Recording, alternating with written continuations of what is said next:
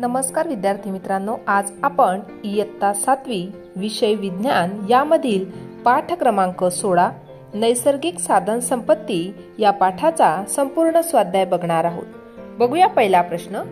प्रश्न क्रमांक 1, खाली दिलेल्या 3 प्रकारांच्या आधारे नैसर्गिक साधन संपत्तीचे वर्णन करा। पहिला प्रकार आहे खनिज संपत्ती। खाणकामाद्वारे पृथ्वीच्या भूगर्भातून खनिज काढण्यात येते। सोने, चांदी, तांबे, प्लॅटिनम आणि बिस्मथ यांसारखे धातू मुक्त स्थितीत भूगर्भात सापडतात।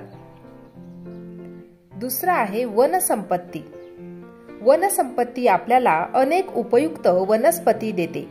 वृक्ष आपल्याला लाकूड देतात, त्यामुळे बांधकाम, शेतीची अवजारे, फर्निचर अशा गरजा पूर्ण होतात। औषधे, तेल, साबण, पेपर, रबर, सौंदर्य प्रसाधने अशी अनेक उत्पादने वनसंपदेमुळे आपल्याला मिळतात। पुढचं बघणार आहोत सागर संपत्ती। समुद्रातून प्रथिनयुक्त सागरी मिळते। अनेक प्रकारची खनिजे, अन्न आणि जीवाश्म इंधने सागर तळाशी सापडतात। खनिज तेलाचा व नैसर्गिक वायूचा साठा मोठ्या प्रमाणावर सागर तळाशी आहे। सागरी जीवापासून काही औषधे आणि जीवनसत्वयुक्त तेल मिळवले जाते। खाण्याचे मीठ देखील समुद्राच्या पाण्यापासून बनवण्यात येते।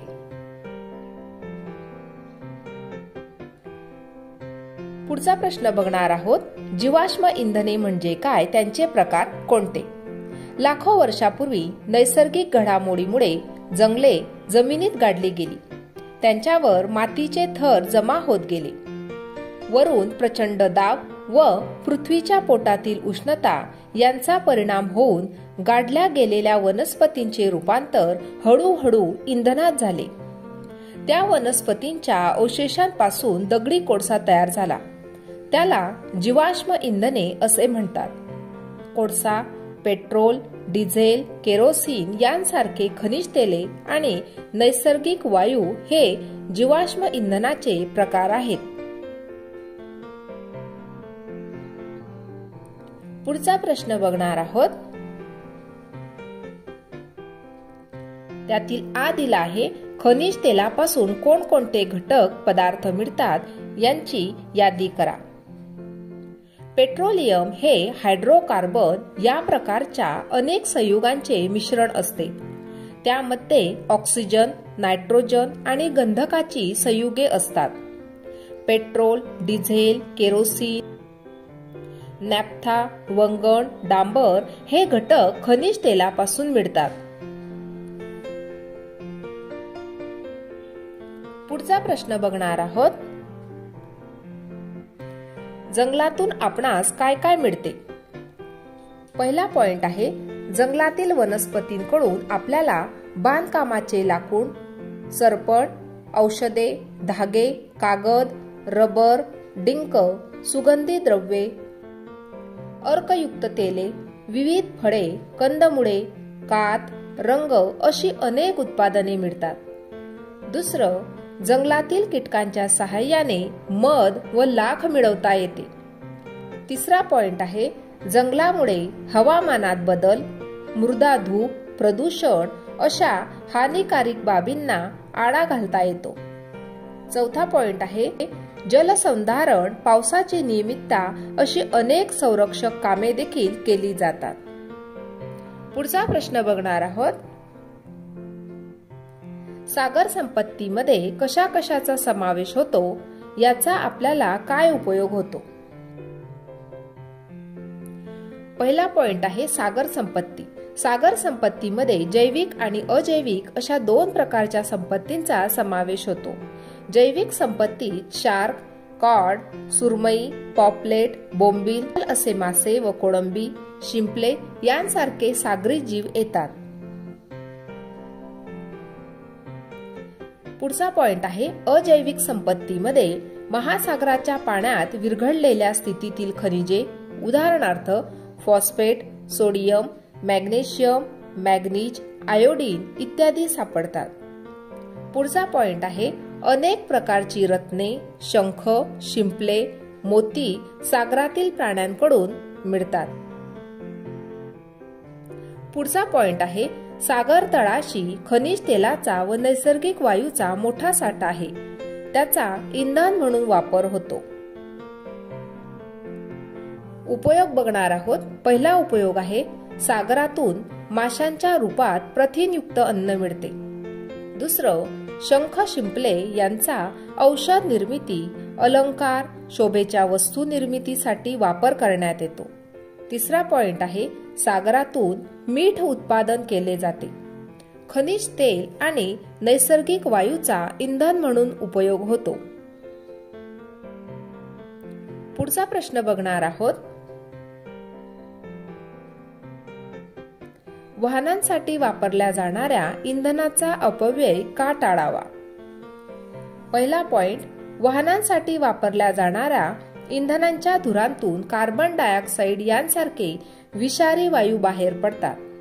या वायूंमुळे हवेतील प्रदूषण वाढते. हे मानवी आरोग्यास हानिकारक असते. तसेच इंधनांचे साठे ही मर्यादित आहे. त्यामुळे वाहनांसाठी वापरल्या जाणाऱ्या इंधनांचा अपव्यय टाळावा.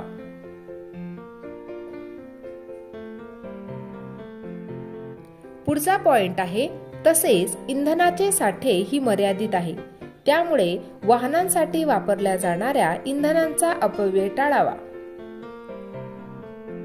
पुढचा प्रश्न, वनस्पती व प्राणी यांचे जंगलातील वैविध्य का कमी होत चालले आहे?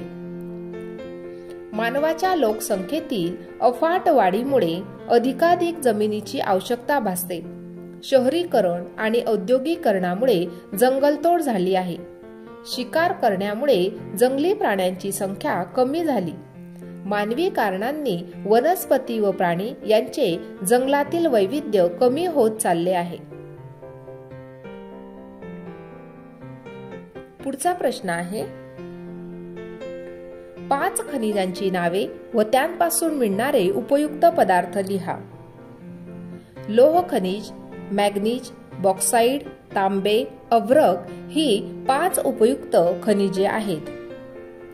पहिलं, लोह खनिज. याचा उपयोग काय तर लोखंडी साहित्य निर्माण करण्यासाठी लोह खनिजाचा वापर होतो. शेतीची अवजारे, रेल्वे रूळ, अवजड उद्योगधंदे इत्यादी पूर्णपणे लोह खनिजावर अवलंबून असतात. दुसरं, मॅग्नीज. मॅग्नीजचा वापर औषध तयार करण्यासाठी तसेच विद्युत उपकरणांमध्येही केला जातो. तिसरं, बॉक्साइड. विद्युत तारा बनवण्यासाठी तसेच विमाने, वाहतुकीची साधने तयार करण्यासाठी याचा उपयोग होतो. पुढचं बघणार आहोत, तांबे. तांबे शीघ्र विद्युत वाहक असल्यामुळे विजेच्या तारा तांब्यांपासून बनवल्या जातात. रेडिओ, टेलिफोन, वाहने तसेच भांडी व मूर्ती बनवण्यासाठी तांब्याचा वापर केला जातो. पुढचं, अभ्रक. अभ्रकाचा वापर औषधे, रंग, विद्युत यंत्रे व उपकरणे, बिनतारी संदेश यंत्रणा अशा अनेक ठिकाणी करण्यात येतो. पुढचा प्रश्न बघणार आहोत, धातुकांपासून धातू मिळवण्याच्या प्रक्रियेमधील 2 महत्त्वाचे टप्पे लिहा. धातुकांपासून धातू मिळवण्याच्या प्रक्रियेतील 2 महत्त्वाचे टप्पे म्हणजे निष्कर्षण व शुद्धीकरण हे आहेत. अशा प्रकारे आज आपण पाठ क्रमांक 16 नैसर्गिक साधन संपत्ती या पाठाचा संपूर्ण स्वाध्याय पाहिला.